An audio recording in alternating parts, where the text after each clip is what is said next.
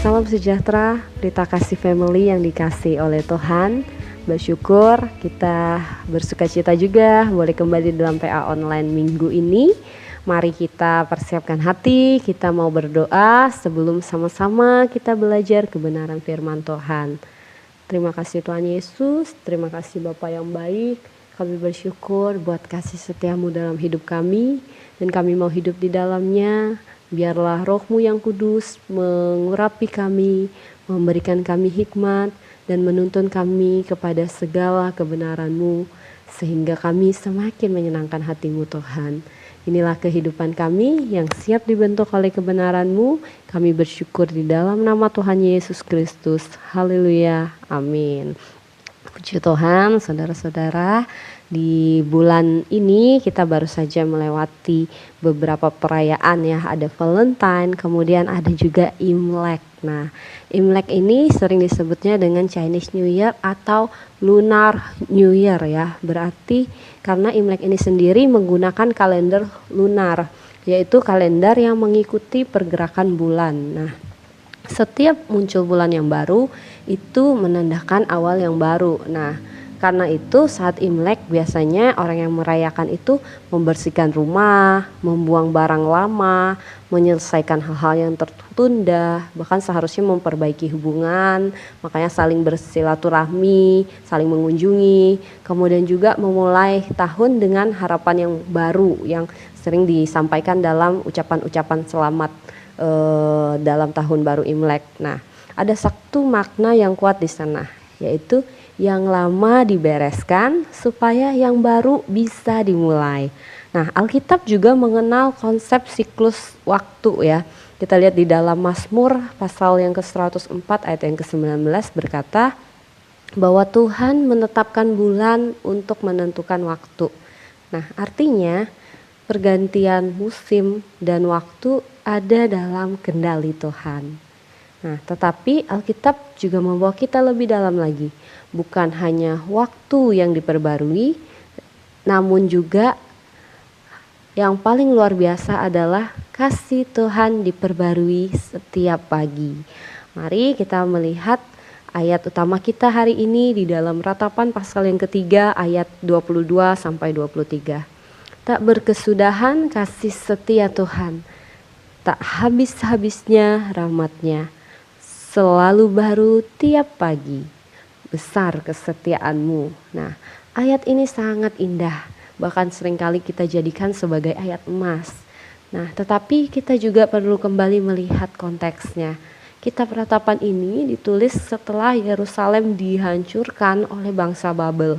Pada saat itu bait Allah tempat mereka beribadah itu sudah runtuh, kota tempat mereka tinggal itu sudah hancur, rakyatnya dibuang, harapan seakan sudah hilang, tidak ada masa depan. Nah, jika kita membaca bagian awal pasal 3 itu, Yeremia menggambarkan penderitaan yang sangat dalam, hidup terasa gelap, doa seperti tidak dijawab, benar-benar harapannya terasa lenyap. Ini bukan situasi yang mudah bagi mereka. Ini kondisi di mana mereka berada di titik yang rendah, bahkan terendah. Nah, namun justru di tengah ratapan mereka itu, Yeremia berkata, tak berkesudahan kasih setia Tuhan.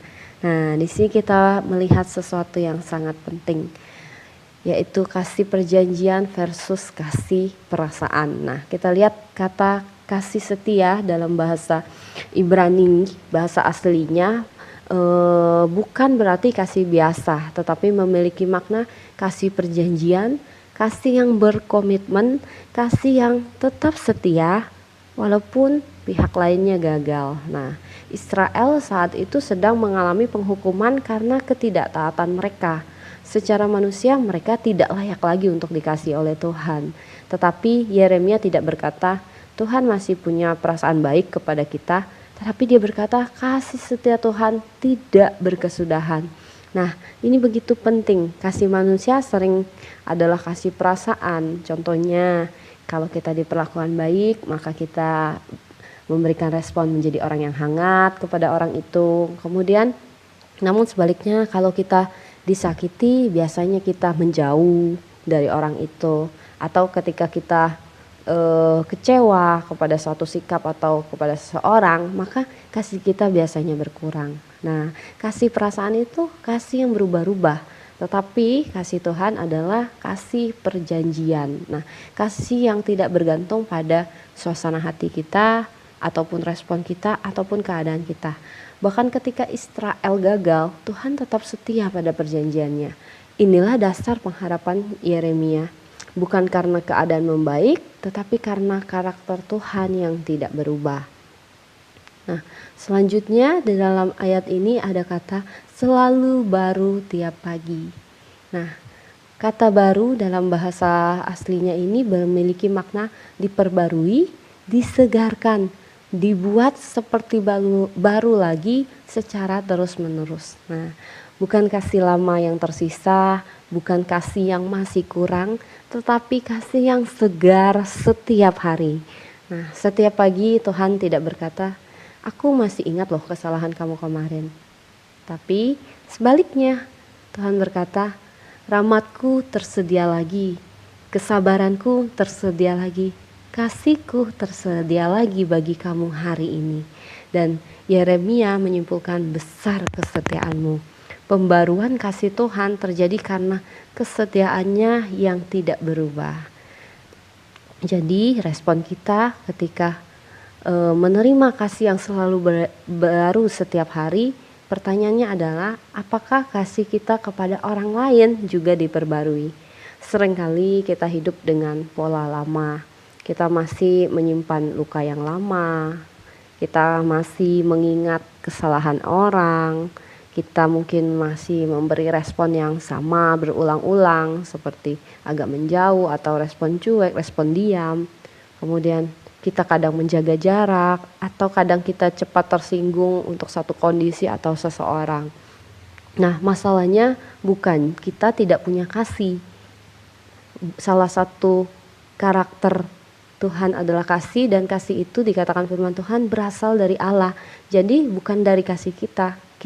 Kita sendiri sudah diberikan kasih Allah itu secara penuh, secara meluap. Nah, jadi masalahnya bukan kita tidak punya kasih, tetapi seringkali masalahnya adalah kita mengasihi dengan hati yang lama, dengan kasih yang lama. Nah, kita akan melihat kasih yang diperbarui itu berarti ada 3. Yang pertama, tidak membawa catatan yang lama nih. Tuhan tidak membuka daftar kegagalan kita setiap pagi, tetapi kasih yang diperbarui yang diberikan Tuhan adalah belajar melepaskan masa lalu. Kita tidak membawa catatan lama atau masa lalu. Kemudian kasih yang diperbarui berarti mengasihi dengan cara pandang yang baru. Kita tidak melihat orang hanya dari kesalahannya. Kita juga mampu memberikan kesempatan lagi bagi orang lain. Nah, kemudian yang ketiga adalah mengasihi dengan tindakan yang baru. Nah, kasih itu bukan hanya perasaan. Kasih yang diperbarui terlihat dalam kita lebih cepat mengampuni, kita lebih lambat menghakimi, kita berani memulai percakapan, kita memberi perhatian kecil, mungkin kita berkata dengan lebih lembut. Nah, banyak tindakan atau yang baru yang bisa kita lakukan ketika kasih kita diperbarui. Nah, seperti saat Imlek, orang membersihkan rumah dari yang lama. Nah, kadang hati kita juga perlu dibersihkan dari kepahitan, ego atau luka yang disimpan. Nah, supaya kasih Tuhan bisa mengalir lebih bebas melalui kehidupan kita. Yeremia menuliskan ayat ini di tengah kota yang hancur. Tidak ada tanda bahwa keadaan langsung berubah, tetapi dia memilih untuk berpegang pada satu kebenaran. Kasih Tuhan tidak berkesudahan, rahmat-Nya selalu baru setiap pagi. Hari ini mungkin keadaan kita belum berubah, apalagi orang lain mungkin belum berubah. Situasi kita juga mungkin masih sama, tetapi kasih Tuhan tetap baru. Dan kita sungguh hidup dari kasih yang baru itu. Maka kita dipanggil untuk hidup dengan hati yang diperbarui, pikiran yang diperbarui, dan kasih yang diperbarui. Karena dunia tidak hanya membutuhkan orang yang tahu tentang firman Tuhan, tetapi orang yang memancarkan kasih Tuhan, kasih perjanjian, yakni kasih yang diperbarui. Demikianlah firman Tuhan. Mari kita menyatukan hati kita dan berdoa. Terima kasih Tuhan, kami bersyukur untuk firman-Mu. Kami juga bersyukur kalau kasih Tuhan selalu baru bagi kehidupan kami. Terima kasih untuk kesetiaan-Mu di saat kami tidak setia Tuhan. Ampuni kami ketika kami masih menyimpan kasih yang lama, hati yang lama. Kami masih menyimpan kepahitan atau sakit hati. Tapi biarlah Tuhan kami mau melepaskannya hari ini dan kami mau menerima kasih Tuhan yang baru dalam kehidupan kami sehingga kami memiliki kasih yang diperbarui dengan cara kami mengasihi yang baru. Menerapkan kasih Tuhan sehingga orang lain boleh mengenal Engkau. Terima kasih Tuhan buat kasih-Mu, kami bersyukur buat firman-Mu di dalam nama Tuhan Yesus Kristus. Haleluya, amin.